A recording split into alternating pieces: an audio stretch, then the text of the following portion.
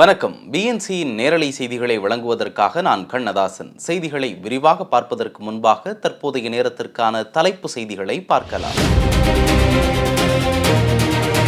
உங்கள் முயற்சிகளில் வெற்றியும் பலனும் கிடைக்கட்டும். பிரதமர் மோடி 2026 புத்தாண்டு வாழ்த்து. 2026 புத்தாண்டு நீடித்த ஆயுளையும் நிம்மதியான வாழ்க்கையையும் வழங்கட்டும் என அதிமுக பொதுச் செயலாளர் எடப்பாடி கே பழனிசாமி வாழ்த்து. அதிமுகவினர் ஒருவர் பெயரும் விடுபடாத வகையில் பணியாற்ற வேண்டும். மாவட்ட செயலாளர்களுக்கு புரட்சி தமிழர் எடப்பாடியார் அட்வைஸ். புதுக்கோட்டையில் வரும் 4ஆம் தேதி பாஜக பொதுக்கூட்டம். நயினார் நாகேந்திரனின் பிரச்சார பயண நிறைவு விழாவில் பங்கேற்க வரும் அமித்ஷா. திருவையாற்றில் தியாகராஜர் சுவாமிகளின் 179வது ஆராதனை விழா ஜனவரி 3 தொடக்கம். ஜனவரி 7 பஞ்சரத்ன கீர்த்தனை பாடி இசைக்கலைஞர்கள் அஞ்சலி. அரசு ஊழியர்கள் ஓய்வூதியதாரர்களுக்கு பொங்கல் போனஸ் அறிவிப்பு. 3000 ரூபாய் போனஸ் வழங்க அரசு உத்தரவு. டிஆர்டிஓ நமது பாதுகாப்பு படைகளின் நம்பிக்கையை வலுப்படுத்துகிறது. டிஆர்டிஓவின் 68வது நிறுவன நாளில் உள்துறை அமைச்சர் ராஜ்நாத் சிங் பாராட்டு. தங்கம் விலை புத்தாண்டு நாளில் சரிவுடன் விற்பனை. ஒரு சவரன் ஆபரண தங்கம் 99,520 ரூபாயாக விற்பனையாகிறது. சட்டசபை தேர்தலில் போட்டியிட அதிமுகவில் 11,000 பேர் விருப்ப மனு அளிப்பதற்கான அவகாசம் நேற்றுடன் நிறைவடைந்தது. தாவேக தலைமையில் மிக பெரிய கூட்டணி அமைய வாய்ப்பு. கொள்கை பரப்பு செயலாளர் அருண்ராஜ் தகவல். தமிழக காவல்துறையில் 70 IPS அதிகாரிகள் பணியிட மாற்றம். டேவிட்சன் தேவாசீர்வாதம் ஆயுதப்படை டிஜிபியாக பதவி உயர்வு.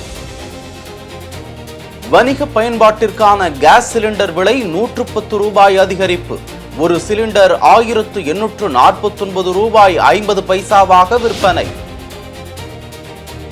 இனி செய்திகளை விரிவாக பார்க்கலாம். அனைவருக்கும் ஒரு அற்புதமான 2026ஆம் ஆண்டு அமைய வாழ்த்துகிறேன் என்றும், மக்கள் அனைவரும் நல்ல உடல் ஆரோக்கியத்துடன் வளமாக வாழ வாழ்த்துகள் என்றும் பிரதமர் மோடி தனது எக்ஸ் வலைதள பக்கத்தில் பதிவிட்டுள்ளார். உங்கள் முயற்சிகளில் வெற்றியும் நீங்கள் செய்யும் அனைத்து காரியங்களிலும் பலன் கிடைக்கட்டும் என்றும், சமூகத்தில் அமைதி மற்றும் மகிழ்ச்சி நிலவ பிரார்த்தனை செய்கிறேன் என்றும் பிரதமர் மோடி குறிப்பிட்டுள்ளார். அனைத்திந்திய அண்ணா திராவிட முன்னேற்றக் கழக ஆட்சி காலங்களில் மக்கள் நலன் ஒன்றை மட்டுமே குறிக்கோளாக கொண்டு பல்வேறு முத்தான திட்டங்கள் செயல்படுத்தப்பட்டதோடு, மக்கள் எவ்வித அச்சமுமின்றி நிம்மதியுடன் வாழ்ந்து வந்ததை இந்த நேரத்தில் பெருமிதத்தோடு நினைவுபடுத்த விரும்புகிறேன் என அதிமுக பொதுச் செயலாளர் எடப்பாடி கே பழனிசாமி கூறியுள்ளார்.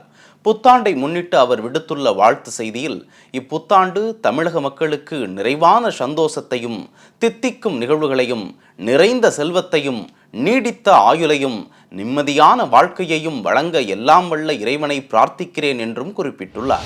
SIR பணியில் அதிமுகவினர் ஒருவர் பெயரும் விடுபடாத வகையில் மாவட்ட செயலாளர்கள் பணியாற்ற வேண்டும் என்று பொதுச் செயலாளர் பழனிசாமி அறிவுறுத்தியுள்ளார். சென்னை ராயப்பேட்டையில் நடைபெற்ற அதிமுக மாவட்ட செயலாளர்கள் கூட்டத்தில் பேசிய பொதுச் செயலாளர் எடப்பாடி கே பழனிசாமி, சட்டப்பேரவை தேர்தல் அறிவிப்பிற்கு இன்னும் 2 மாதங்களே உள்ள நிலையில் கட்சியினர் அனைவரும் தீவிர களப்பணியாற்ற வேண்டும் என்று அறிவுறுத்தியுள்ளார்.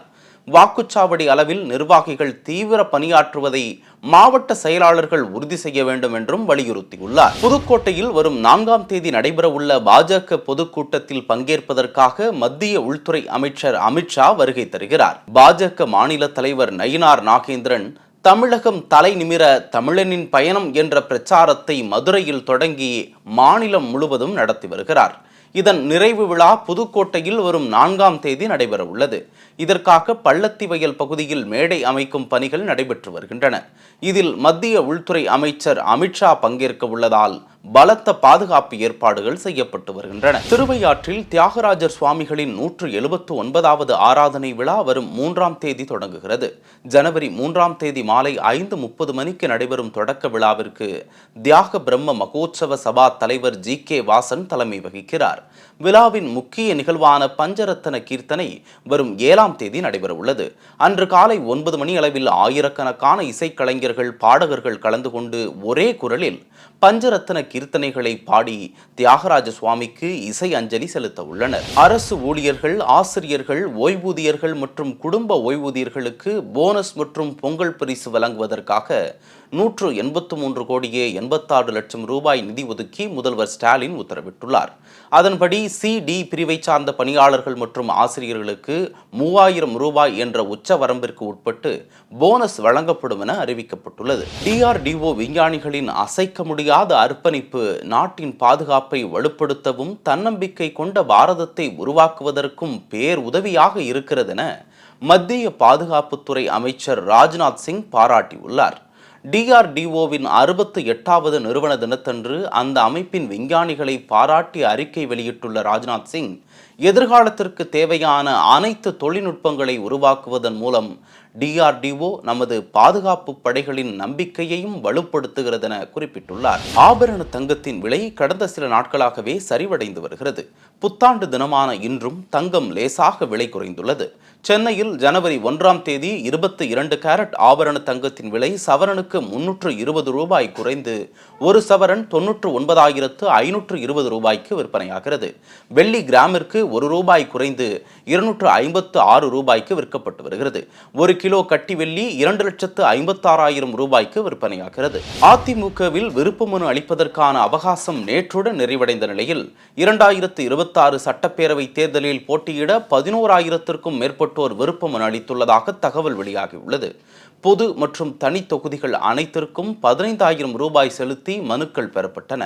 அந்த மனுக்களில் 25 கேள்விகள் கேட்கப்பட்டிருப்பதாகவும் தகவல்கள் தெரிவிக்கின்றன. தாவேக தலைமையில் மிகப்பெரிய கூட்டணி அமைய உள்ளது. அந்த கூட்டணி வெற்றி பெற்று முதல்வராக விஜய் தலைமையில் ஆட்சி அமையும் என அக்கட்சியின் கொள்கை பரப்பு பொதுச் செயலாளர் அருண்ராஜ் தெரிவித்துள்ளார். செய்தியாளர்களிடம் பேசிய அவர், அதிமுக பாஜகவுடன் கூட்டணி அமைய வாய்ப்புள்ளதா என்ற கேள்விக்கு பதிலளித்தவர், நிச்சயமாக அதற்கான வாய்ப்பு இல்லை என்றும் எங்களின் நிலைப்பாட்டில் எந்த மாற்றமும் கிடையாது என்றும் தெரிவித்தார். தமிழக காவல்துறையில் 70 IPS அதிகாரிகள் பணியிட மாற்றம் செய்யப்பட்டுள்ள நிலையில் அவர்களில் 34 பேருக்கு பதவி உயர்வுடன் பணியிட மாற்றம் வழங்கப்பட்டுள்ளது. சிறைத்துறை கூடுதல் டிஜிபியாக இருந்த மகேஸ்வர் தயால் சட்டம் ஒழுங்கு கூடுதல் டிஜிபியாக நியமிக்கப்பட்டுள்ளார். அங்கிருந்த டேவிட்சன் தேவாசிர்வாதம் பதவி உயர்வு பெற்று ஆயுதப்படை டிஜிபியாக நியமிக்கப்பட்டுள்ளார். வணிக பயன்பாட்டிற்கான கேஸ் சிலிண்டர் விலை 110 ரூபாய் அதிகரித்து ஒரு சிலிண்டர் 1849 ரூபாய் 50 பைசாவாக விற்பனையாகிறது. கடந்த மாதம் வீட்டு சிலிண்டர் 868 ரூபாய் 50 காசுக்கு விற்கப்பட்டது. இம்மாதம் அதன் விலையில் மாற்றம் செய்யப்படவில்லை. அதே விலையில் வீட்டு உபயோக தேவைகளுக்கான சிலிண்டர் விற்பனை செய்யப்படுகிறது என்பது குறிப்பிடத்தக்கது. 2026 சட்டசபை தேர்தலில் பெண்கள், இளைஞர்களின் வாக்குகளை குறிவைத்து பல்வேறு அறிவிப்புகளை வெளியிட அரசியல் கட்சியினர் திட்டமிட்டுள்ளதாக தகவல் வெளியாகியுள்ளது. அதே நேரத்தில் அதிமுக ஆட்சிக்கு வந்தால் 5 லட்சம் பெண்களுக்கு இருசக்கர வாகனம் வாங்க மானியம், தாலிக்கு தங்கம் திட்டம், மகளிருக்கு மாதம் 1500 ரூபாய் என புரட்சித் தமிழர் எடப்பாடியார் வாக்குறுதி அளித்துள்ளது அனைவரையும் கவரும் வகையில் அமைந்துள்ளதாக அரசியல் நோக்கர்கள் கூறியுள்ளனர். சென்னை தண்டையார்பேட்டை தாலுகா அலுவலகத்தில் வாரிசு சான்றிதழ் வழங்க 25,000 ரூபாய் லஞ்சம் பெற்ற வழக்கில் கைது செய்யப்பட்ட வருவாய் ஆய்வாளர் ஹரிஹரனுக்கு சிறை தண்டனையும் அபராதமும் விதித்து சென்னை லஞ்ச ஒழிப்பு சிறப்பு நீதிமன்ற நீதிபதி தீர்ப்பளித்துள்ளார். அரசு ஊழியரான அவர் தன் அதிகாரத்தை பயன்படுத்தி முறைகேடான வழியில் பணம் ஈட்டிய குற்றச்சாட்டில் அவருக்கு 4 ஆண்டுகள் கடுங்காவல் சிறை தண்டனையும், கடமையை செய்ய லஞ்சம் கோரும் குற்றச்சாட்டில் 3 ஆண்டு கடுங்காவல் சிறை தண்டனையும் விதிக்கப்பட்டுள்ளது. சென்னையில் 6ஆம் நாளாக போராட்டம் நடத்திய இடைநிலை ஆசிரியர்களை அரசு அதிகாரிகள் பேச அழைத்துள்ளனர் என கூறி அழைத்துச் சென்ற காவல்துறையினர் காத்திருக்க வைத்து பின்னர் கைது செய்தது அதிர்ச்சியை ஏற்படுத்தியுள்ளது. இடைநிலை ஆசிரியர்கள் 6 நாட்களாக போராடி வரும் நிலையில் எங்களை பேச்சுவார்த்தைக்கு அழைக்க அதிகாரிகளுக்கு நேரமில்லை. அரசும் அதிகாரிகளும் எங்கள் கோரிக்கைகளை அலட்சிய போக்குடன் செயல்படுகின்றனர் என இடைநிலை ஆசிரியர் சங்கத்தினர் குற்றம் சாட்டியுள்ளனர். இத்துடன் இந்நேரத்திற்கான செய்திகள் நிறைவடைந்தன. அண்மை செய்திகளை உடனுக்குடன் தெரிந்து கொள்ள BNC டைம்ஸ் சேனலுடன் இணைந்திருங்கள். நன்றி.